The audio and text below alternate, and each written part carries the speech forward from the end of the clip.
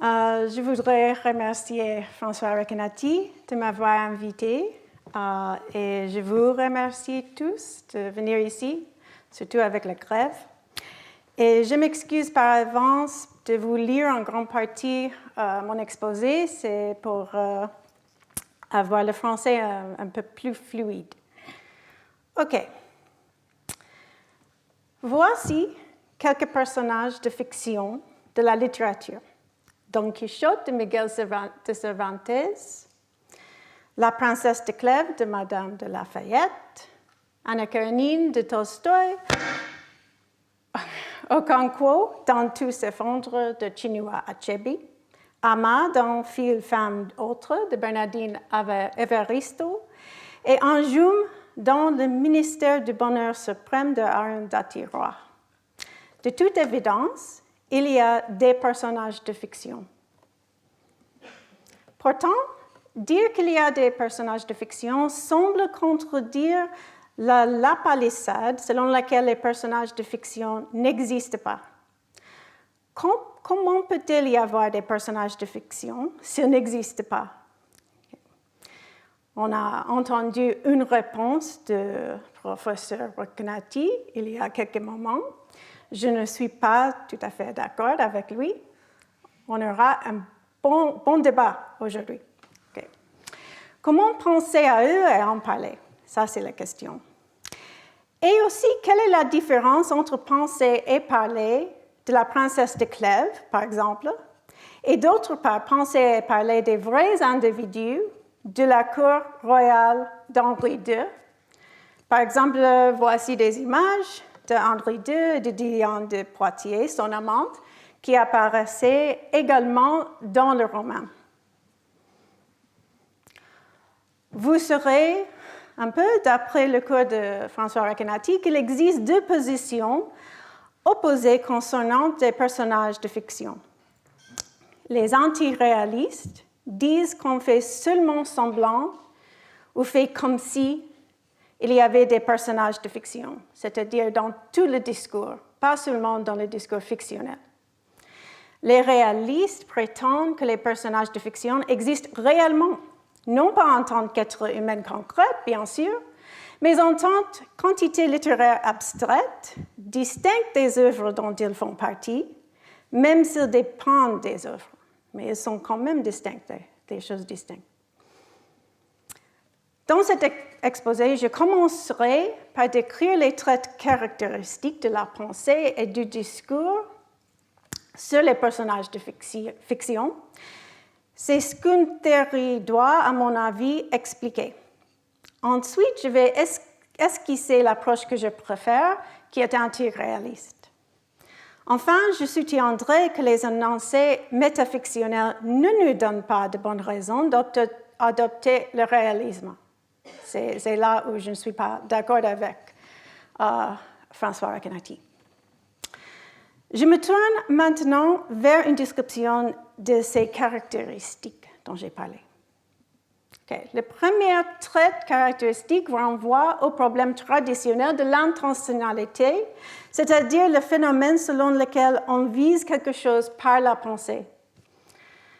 Quand je pense à une pomme, il semble bien qu'il y a quelque chose à quoi je pense, à savoir une pomme. Quand je pense à la princesse de Clèves, il semble aussi qu'il y a quelque chose auquel je pense, à savoir la princesse de Clèves. Et penser à la princesse de Clèves, ce n'est pas la même chose que de penser d'autres personnages dans ce roman ou dans les autres romans, par exemple Madame de Beauséant de Balzac. La même remarque vaut pour le langage. Parler de la princesse de Clèves, c'est autre chose que parler de Madame de Beauséant, même si aucun des deux noms ne renvoie à rien. J'utiliserai le terme identification pour désigner quelque chose sans engagement ontologique, c'est-à-dire sans supposer qu'il existe vraiment quelque chose que je désigne. Non seulement on identifie les personnages de fiction, mais on les co-identifie également. C'est-à-dire que différentes personnes peuvent parler et penser au même personnage de fiction. Ceci est essentiel à la pratique de la fiction. Madame de Lafayette a écrit une histoire dans laquelle la princesse de Clèves est un personnage, et d'autres personnes pensent et parlent de cette même princesse de Clèves dont elle a parlé, dont elle a écrit. Une question consiste à comprendre ce qui fait que les personnes pensent et parlent du même personnage. C'est une question. Le deuxième trait caractéristique concerne les jugements de vérité et de fausseté qu'on porte sur les énoncés à propos de ces personnages. François Racanetti a traité de plusieurs types d'énoncés sur la fiction, le fictionnel, le parafictionnel et le métafictionnel. Et voici un exemple d'énoncé fictionnel. C'est la première phrase du Père Goriot de Balzac. Madame Vauquet, née de Conflans, est une vieille femme qui, depuis 40 ans, tenait à Paris une pension bourgeoise établie rue Neuve-Sainte-Geneviève, entre le quartier latin et le faubourg Saint-Marcel. Les énoncés fictionnels comme cette phrase semblent impliquer la simulation, le faire semblant.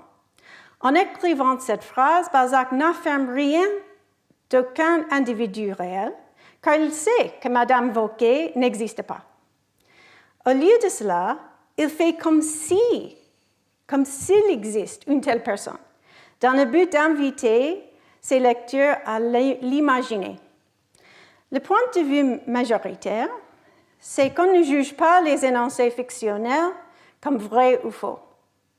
En réalité, je ne suis pas tout à fait d'accord avec cela, mais ce ne sera pas important ici. Au contraire, il est clair qu'on juge les énoncés parafictionnels et métafictionnels comme vrais ou faux. Les énoncés parafictionnels sont des énoncés, comme vous savez, rapportant ce qui se passe dans ou selon la fiction, ce qu'on appelle des vérités fictionnelles. Ce qui est fictionnellement vrai, ou comme je préfère dire, storifié, c'est un néologisme en anglais comme en français. Ce n'est pas seulement ce qui est explicite, comme le fait que Madame Vauquet est une vieille femme, mais c'est aussi ce qu'on infère à partir de ce qui est explicite en utilisant sa connaissance du monde, de l'arrière-plan. Comme par exemple le fait que Madame Vauquet est avare et hypocrite. Lorsqu'on rapporte ce qui est fictionnellement vrai ou storifié, la référence à l'œuvre peut être explicite ou implicite, comme vous savez déjà. Par exemple, l'énoncé suivant semble vrai. Dans le Père Goriot, Madame Vauquet est avare et hypocrite. Et l'énoncé suivant semble faux. Dans le Père Goriot, Madame Vauquet est compatissante envers les pauvres. Okay. Les énoncés métafictionnels peuvent également être jugés vrais ou faux. Par exemple, cette phrase semble vraie. Madame Vauquet est un personnage de fiction créé par Balzac. Le problème qui nous occupe, c'est de comprendre comment chacune de ces affirmations peut être vraie ou fausse si Madame Vauquet n'existe pas. Parce que je pense que Madame Vauquet n'existe pas. Okay. Les jugements de vérité et de fausseté sont liés à un troisième trait caractéristique de la pensée et du discours sur les personnages de fiction, à savoir la dualité de perspective dont le professeur Racanetti vient de parler. Quand on imagine que Madame Vauquet est une vieille femme, ici, c'est une image d'elle, tenant une pension familiale, on adopte une perspective interne à l'univers fictionnel, un univers dans lequel se déroulent les événements du roman. Parce qu'il n'y a en réalité, du point de vue externe, personne comme ça, on dit que Madame Vauquet n'existe pas. D'autre part, on dit qu'il y a un personnage. Sûrement personne ne niera que Madame Vauquet est un personnage du roman. De plus, Madame Vauquet est comprise comme une personne imaginaire est très différente de Madame Vauquet, comprise comme un dispositif littéraire. Dans l'univers de l'histoire, elle est une être humaine, née des parents. Dans la réalité, elle est une invention de Balzac, bien sûr. Les réalistes, à propos des personnages de fiction, privilégient la perspective externe.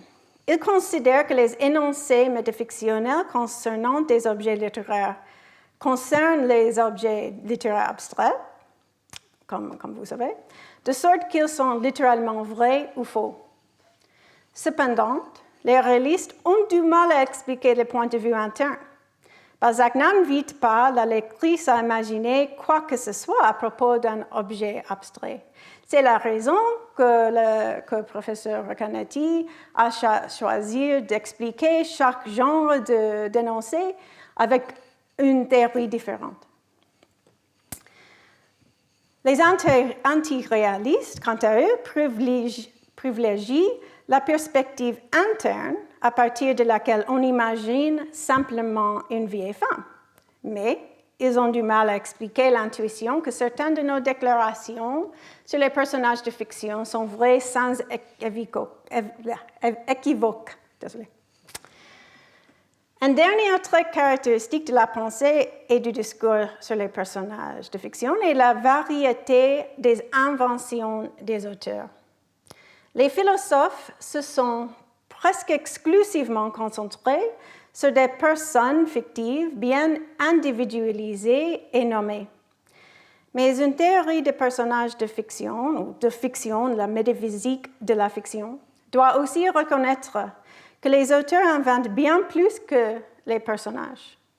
Ils inventent aussi des lieux, comme le Middlemarch de George Eliot, des organisations, comme le Congrès des enfants de minuit de Salman Rushdie, des objets, comme le crâne de Yorick dans Hamlet, des événements, comme la fête de Clarissa Dalloway de Virginia Woolf, des œuvres d'art, comme la peinture de Dorian Gray d'Oscar Wilde, et des types ou propriétés, comme être un Lilliputien dans les voyages de Gulliver. Et il place tout cela dans le contexte des univers que la lectrice est censée imaginer. Gardant à l'esprit ces traits caractéristiques du discours de la pensée à propos de personnages de fiction, je vais esquisser l'approche que je préfère. Considérez à nouveau la phrase d'ouverture du Père Goriot, la voici. J'ai dit qu'en écrivant cette phrase, Balzac n'affirme rien à propos de Madame Vauquet, mais invite la lectrice à l'imaginer. Concrètement, il invite à imaginer qu'il s'agit d'une vieille femme qui tient depuis 40 ans une pension familiale, la maison Vauquet, à Paris. Mais c'est difficile de préciser exactement le contenu de ce qu'on est censé imaginer. Quand on imagine des individus réels, c'est différent. Je pourrais m'imaginer, ou peut-être imaginer François Recanati, porter une combinaison spatiale en ce moment. Allez, on essaie. Ici, ce qui se passe, c'est que j'imagine d'une personne en particulier, par exemple moi-même, que j'ai des propriétés différentes de celles que j'ai réellement. Mais avec Madame Vauquet, il n'y a personne à qui on pense et à qui on attribue des propriétés. Alors, quand on lit cette première phrase, qu'est-ce qu'on est censé faire? Ma réponse est celle-ci. On est censé former une représentation mentale de Madame Vauquet associée à certaines propriétés.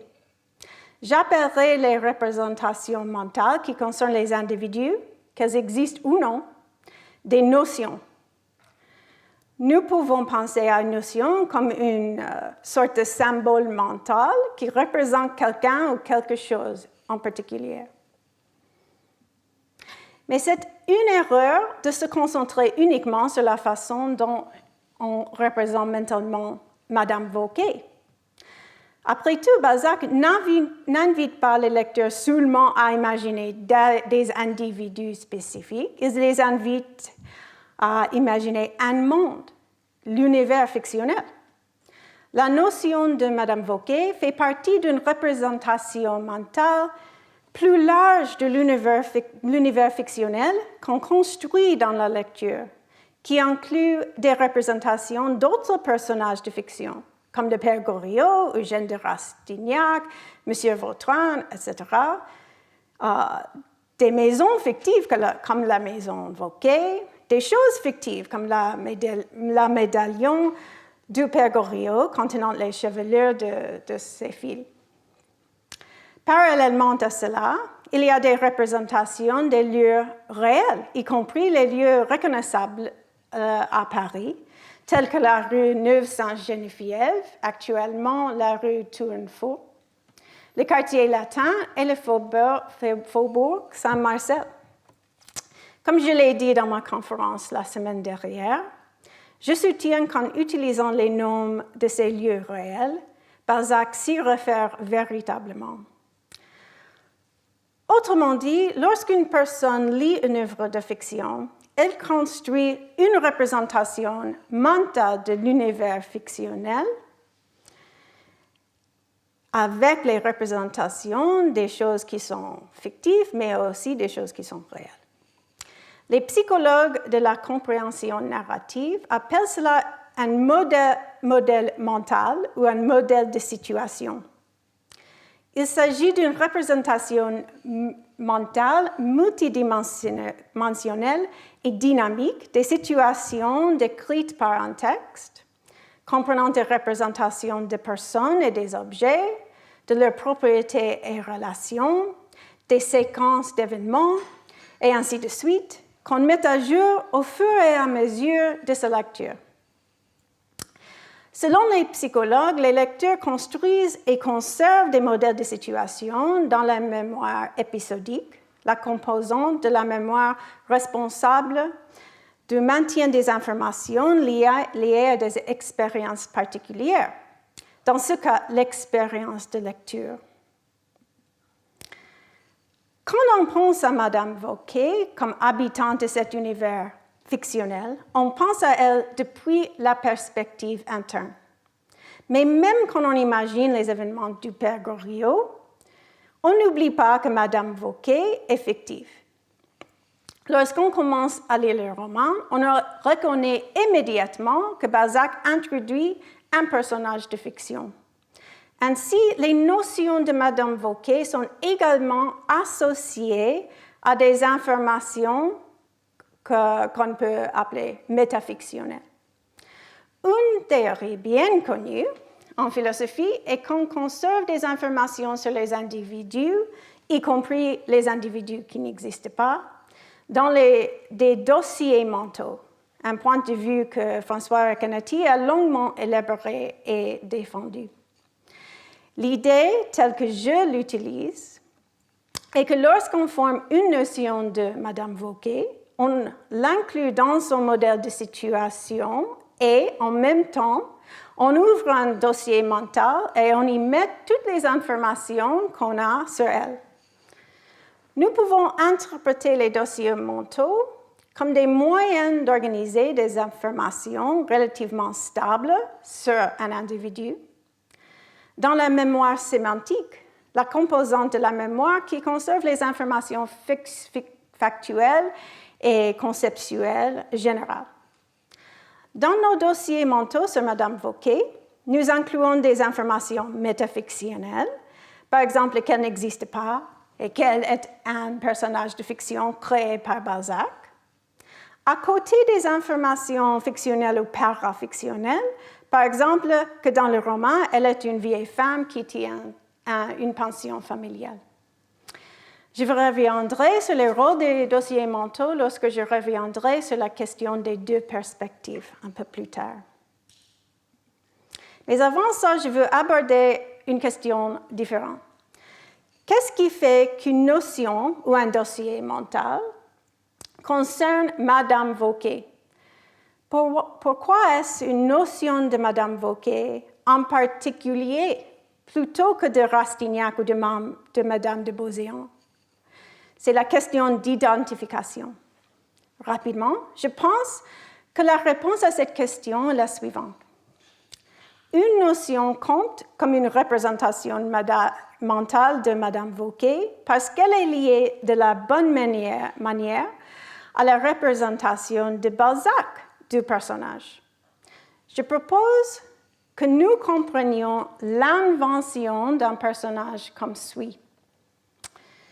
Balzac a formé une nouvelle notion associée au nom de Madame Vauquet et a ouvert un nouveau dossier mental auquel il a ajouté une variété d'idées sur les propriétés de Madame Vauquet.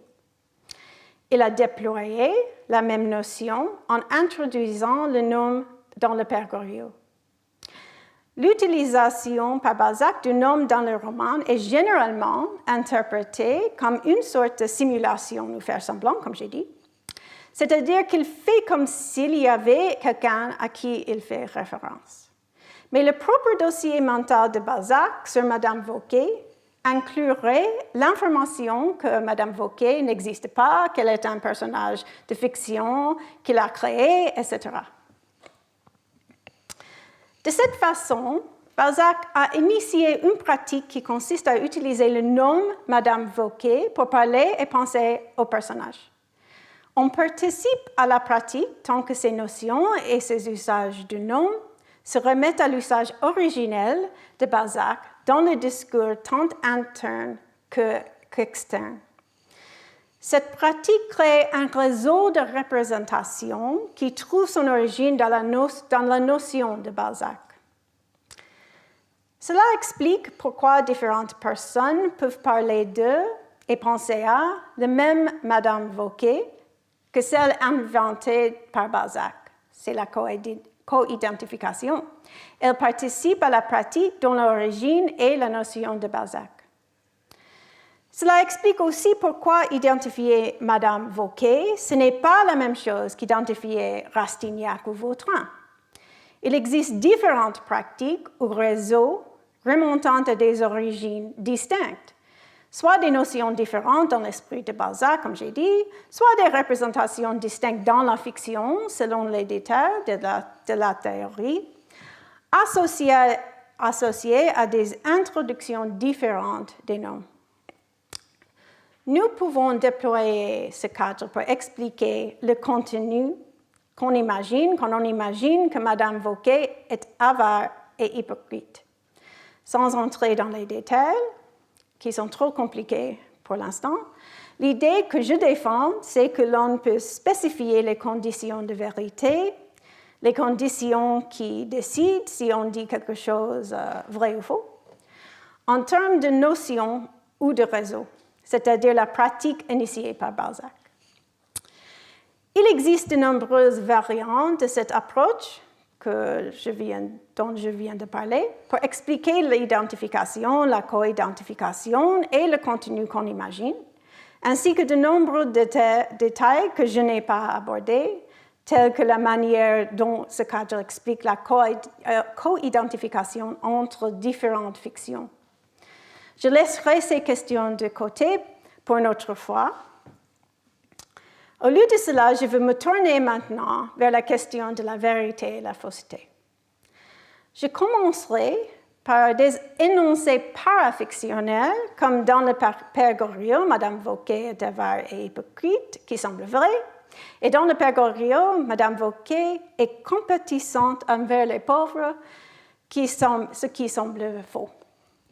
Le problème consiste à expliquer la véracité et la fausseté de ces affirmations lorsqu'elles contiennent un nom qui identifie un personnage de fiction.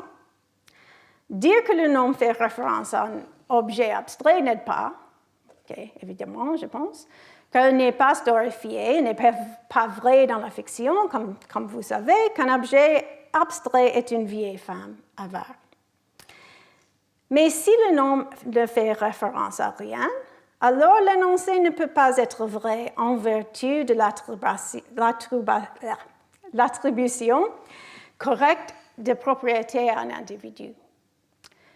Une façon d'expliquer cela que j'ai défendu ailleurs, c'est de dire que lorsqu'on préfixe explicitement ou implicitement nos énoncés dans la fiction ou selon la fiction, cela signifie qu'on dit « la fiction invite la lectrice à imaginer de la manière suivante ».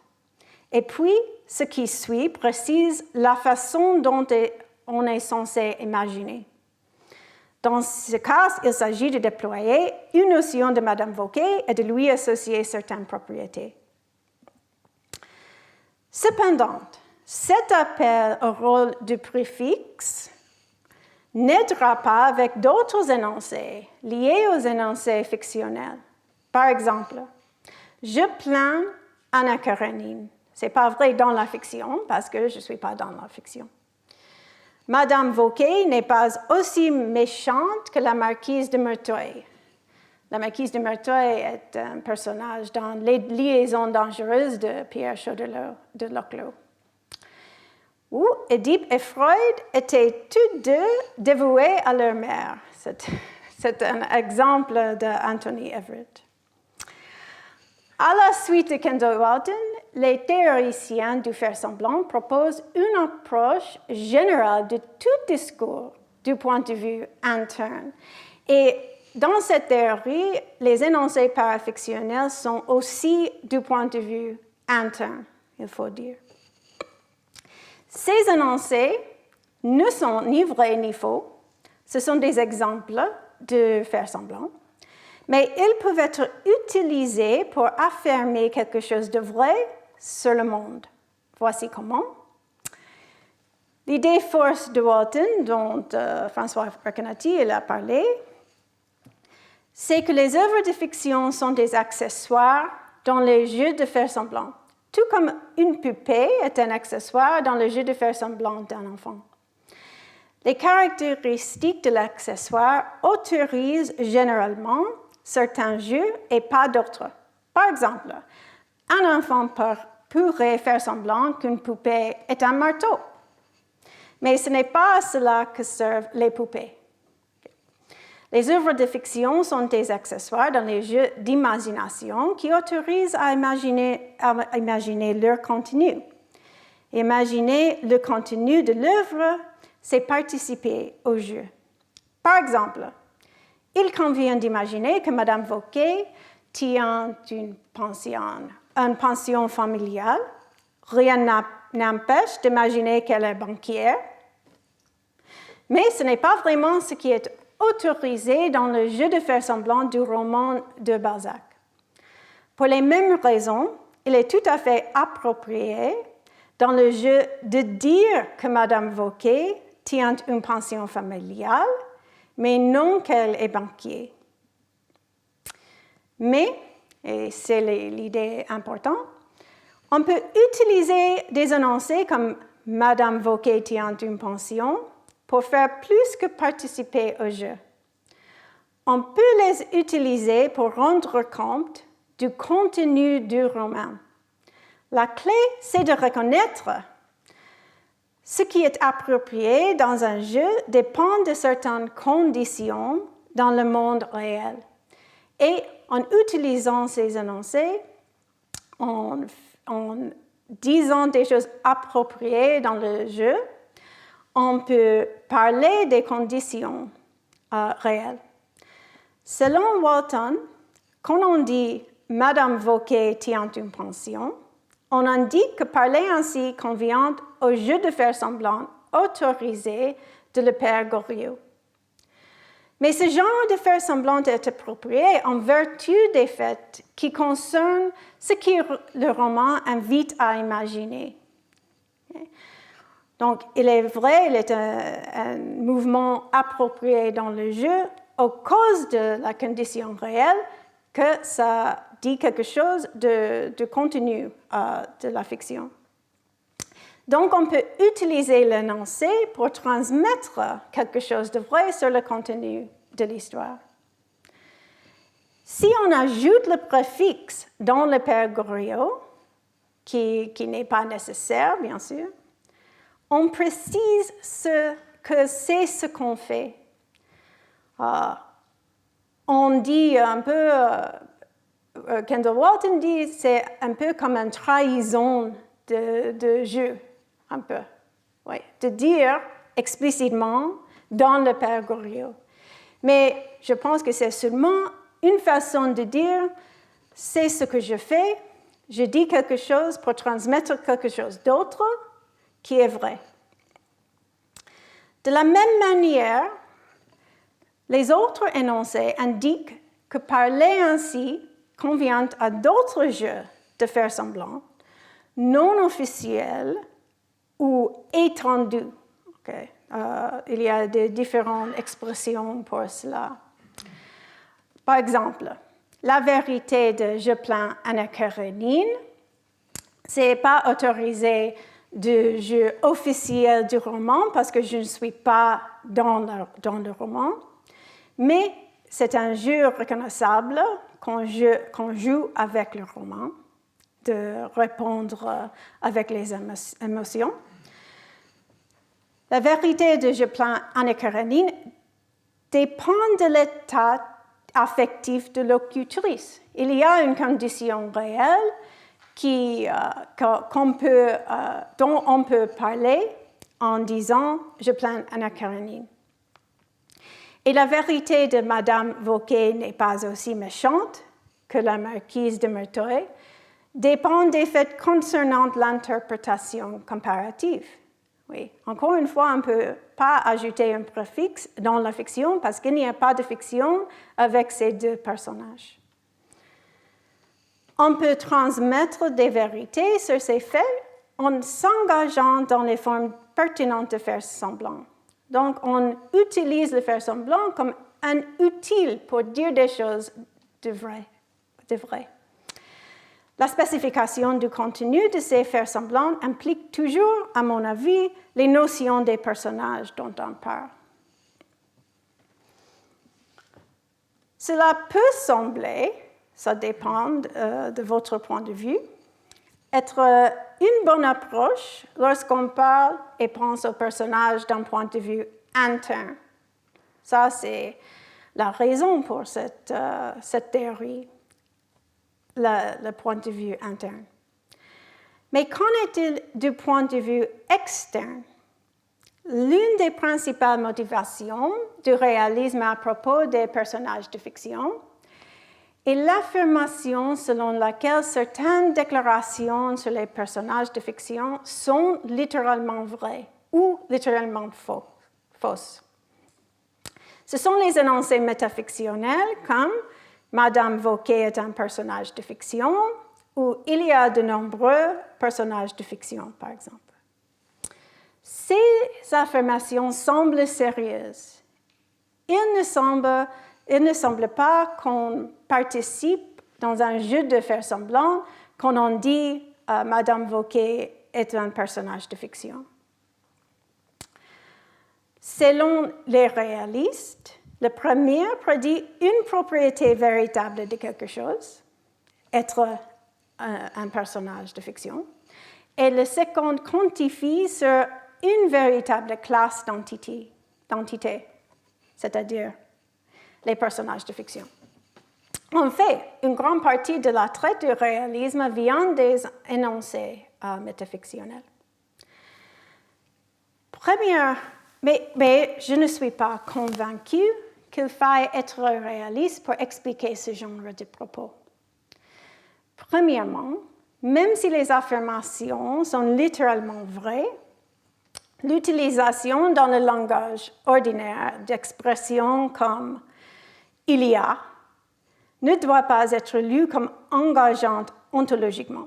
Je pense que c'est encore plus évident en français qu'en anglais, mais en anglais, les philosophes sont convaincus que dire « il y a », c'est engageant ontologiquement, il faut qu'il y a vraiment, il existe quelque chose.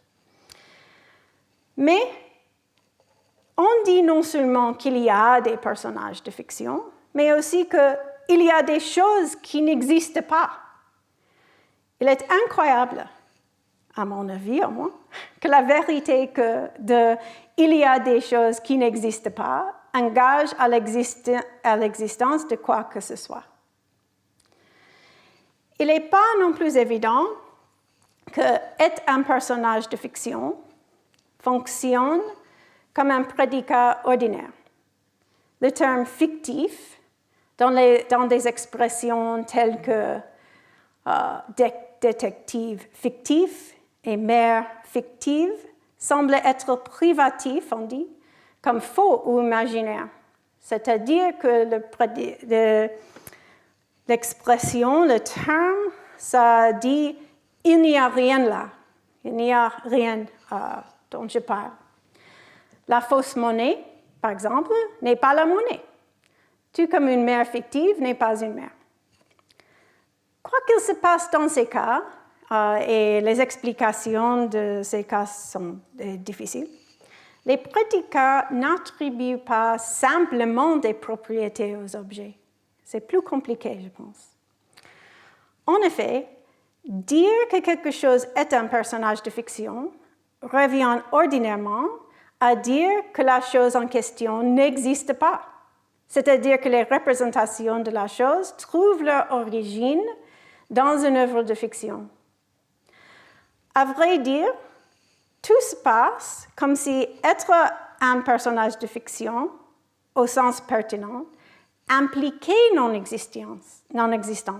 C'est pourquoi cet énoncé est explicatif. Madame Vauquet n'existe pas, elle est un personnage de fiction. Et cet énoncé ressemble à une inférence valide. Madame Vauquet est un personnage de fiction, donc elle n'existe pas.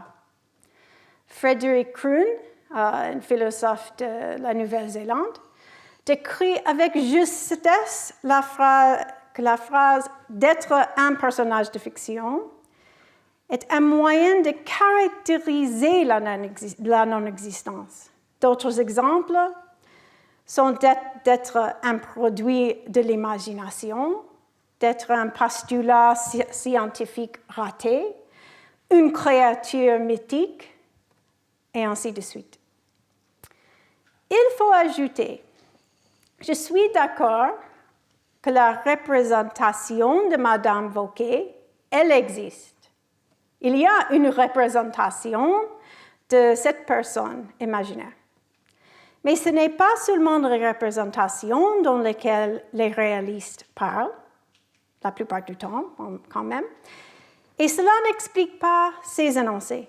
On ne dit pas que les représentations n'existent pas, bien sûr, mais on ne dit pas que les représentations, par exemple, les parties du livre qui identifient Madame Vauquet, qui sont des représentations de Madame Vauquet dans le livre, on ne dit pas que ces représentations sont des personnages fictionnels non plus.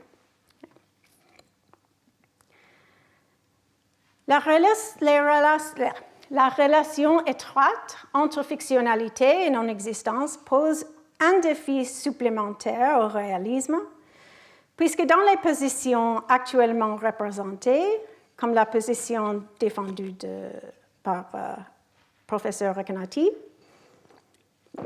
les entités fictives sont des objets abstraits qui existent. Comment les réalistes, comment est-ce qu'ils peuvent expliquer qu'on dit que les personnages de fiction n'existent pas? Les réalistes ont deux options.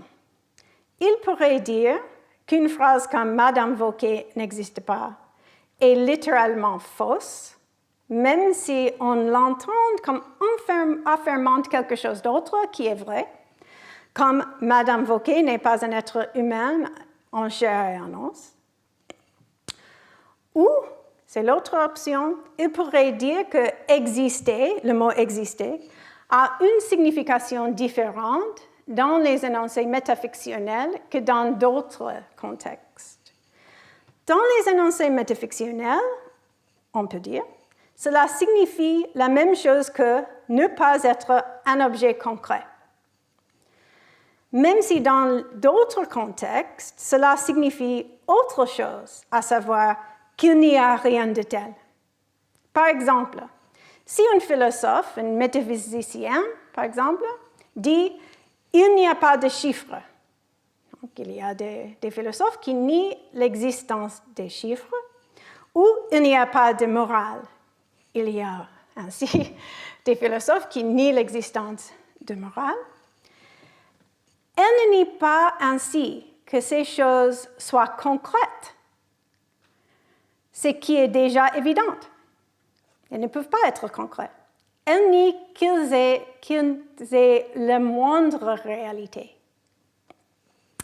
À vrai dire, la raison habituelle pour dire que les énoncés de la forme S n'existent pas sont vrais et que le terme S ne fait rien référence à rien du tout. Et c'est vrai qu'il n'y a pas de consensus en ce qui concerne la théorie pour expliquer ces énoncés, les existentiels négatifs, mais quand même, il y a beaucoup de consensus que le terme de sujet, ici S, ne fait référence à rien. À mon avis, un problème plus important, même plus important pour le réalisme, est que ces types d'énoncés purement métafictionnels sont extrêmement rares en dehors des discussions philosophiques sur la fiction. Les gens ordinaires, ne disent presque jamais, je pense, des choses comme « Madame Vauquet est un personnage de fiction », sauf lorsqu'ils ont l'intention de corriger une impression erronée qu'il existe une telle personne. Le reste du temps, quand on parle de personnages de fiction en tant que personnages de fiction, les points de vue internes et externes se mélangent. Par exemple, il n'y a rien de problématique à dire « Hamlet est un personnage de fiction introspectif ». C'est vrai, à mon avis. En revanche, dans 3 est un nombre introspectif, il y a une erreur de catégorie. Si le nombre 3 existe, c'est un objet abstrait et il ne peut pas être introspectif. Pourtant, nous traitons Hamlet comme à la fois fictif et introspectif. Mais nous n'avons pas non plus besoin d'inventer des exemples comme ça. Voici un autre exemple, vrai. Dans la section livres du journal britannique The Guardian, on lit que M. Darcy, le personnage dans L'Orgueil et Préjugés de Jane Austen, a été élu le personnage de fiction que les femmes aimeraient le plus inviter à dîner, ce qui amène l'écrivain à penser que les femmes se pâment devant un personnage de fiction qui a la quintessence du mal patriarcal dominant. Même le discours critique le plus théorique est rempli de ce mélange de perspectives. Voici la critique et théoriste littéraire Elaine Showalter discutant de l'histoire de la critique concernant Ophélie de Hamlet.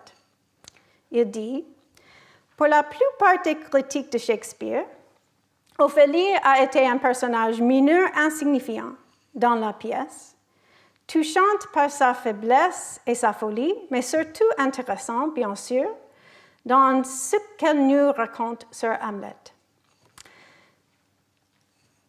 Vous voyez que tout en décrivant Ophélie comme un personnage mineur insignifiant, Showalter lui attribue des propriétés telles que la faiblesse et la folie et utilise des pronoms personnels féminins.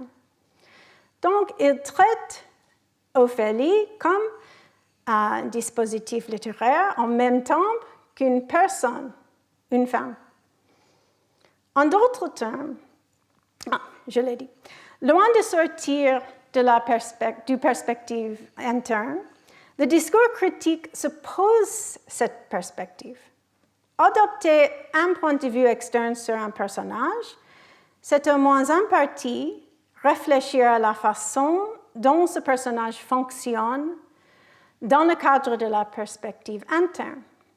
C'est la raison pour la critique. Le but, c'est de comprendre les traits caractéristiques de la représentation qui permettent au personnage de fonctionner de cette manière. En plus, le mélange de perspectives n'apparaît pas seulement dans la discussion critique. Cela se produit également dans la fiction elle-même. N'oubliez pas que lorsqu'on adopte la perspective interne, on oublie ni ne suspend la conscience que ces imaginations sont dirigées vers des personnages de fiction plutôt que vers des personnes réelles.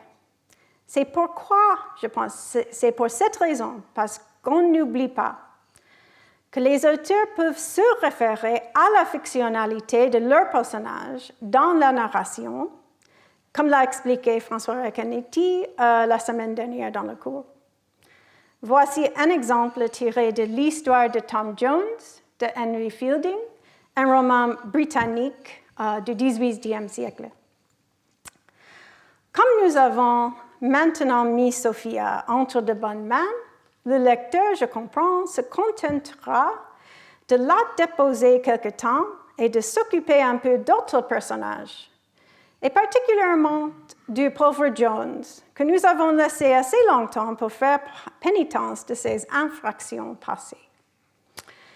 Ce genre d'aparté était très courant au XVIIIe siècle et avant, mais même dans un roman réaliste comme Le Père Goriot au XIXe siècle, on trouve cette phrase peu après la première phrase dont j'ai déjà parlé. Néanmoins, en 1819, époque à laquelle ce drame commence, il s'y trouva une pauvre jeune fille. On voit ce genre d'aparté partout dans la fiction du passé, mais plus récemment, il y a des exemples plus radicaux, en fait, comme la pièce très connue, 6 personnages à la recherche d'un auteur, de Luigi Pirandello. Dans cette pièce, les personnages qui n'ont pas d'auteur, qui cherchent un auteur, se mélangent avec les personnes réelles, en fait, les acteurs et les actrices. Ou Swim Two Birds de Flann O'Brien. J'ai regardé, mais on ne traduit pas le titre, parce qu'il n'y a pas de traduction. Dans le roman d'O'Brien, certains personnages droguent leur auteur pour qu'ils puissent avoir du temps pour eux-mêmes. Et l'auteur agresse sexuellement un autre personnage, produisant un enfant, qui devient écrivain, bien sûr.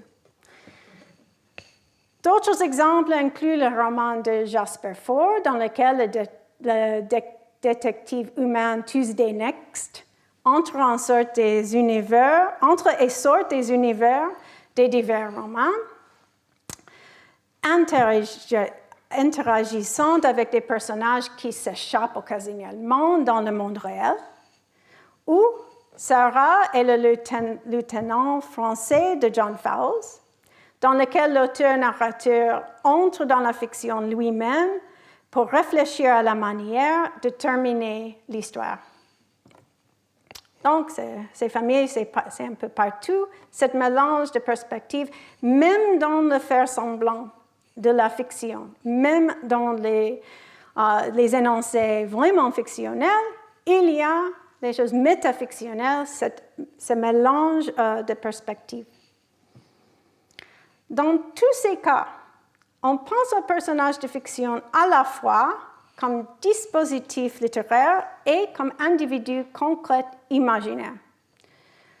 Une façon d'expliquer cela est de faire appel aux dossiers mentaux qu'on mobilise lorsqu'on pense et parle de personnages.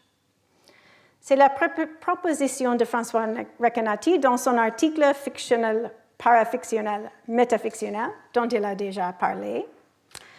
Dans cet article, il discute des cas, et il vient de le discuter aussi dans le cours auparavant. Il discute les cas où le même mot est utilisé pour deux facettes ou aspects différents d'une même chose, comme dire, vous venez de le voir, en fait, le déjeuner était délicieux, mais cela a pris une éternité. L'aspect du déjeuner qui était délicieux, c'est la nourriture, évidemment, mais l'aspect qui a pris une éternité, c'est l'événement social. Dans cet article, plutôt que de dire qu'il existe une entité réelle dans le monde qui a les deux aspects, qui est impossible, il propose que ce soit le concept de déjeuner qui combine les deux. De même, c'est parce que les dossiers mentaux contiennent à la fois des informations fictionnelles et métafictionnelles que les concepts des personnages de fiction ont cette dualité. C'est ce qu'il dit dans l'article. Bien sûr, les réalistes diront que seules les informations métafictionnelles caractérisèrent véritablement les personnages de fiction. Je suis d'accord que nous pouvons utiliser le cadre des dossiers mentaux pour expliquer la dualité des perspectives de cette manière.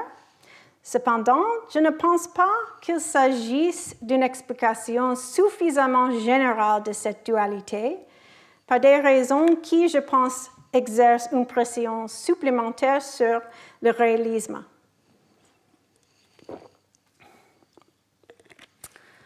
Comme je l'ai mentionné au début de cet exposé, les auteurs de fiction inventent bien plus que des personnes de fiction.